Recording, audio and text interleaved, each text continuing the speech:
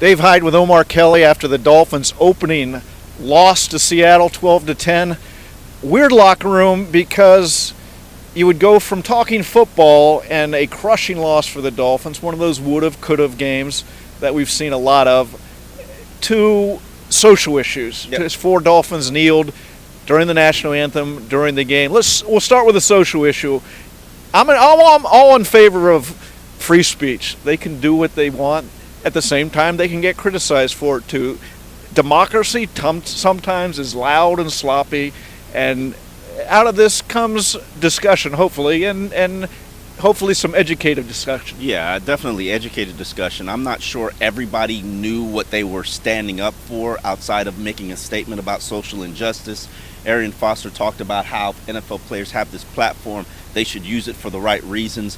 It's interesting that it comes from him, considering previous week when Colin Kaepernick initially basically sat down for the anthem. He was I support him, but I wouldn't have done it. Well, here he is 2 weeks later. He's doing the exact same thing, and he roped in 3 other of his teammates. Now, in their defense, I talked to one of those teammates, in particular, Michael Thomas, initially when Colin Kaepernick did it, and he said, I wish I could do that, but I don't have the financial security to actually make that kind of political statement. Well, apparently he did, or he felt it was necessary, and I support him for that. Well, you can agree or disagree with what they did. What you can't disagree with, a lot of thought went into it, from Michael talking to Jelani Jenkins and Michael Thomas and Arian Foster. Kenny Stills. They put a lot of thought into what they did, and they spoke to Steve Ross beforehand and addressed in terms of why they were doing it and what they thought the message was. And Steve Ross, basically gave them their support for their right to make those kind of social decisions, social stances.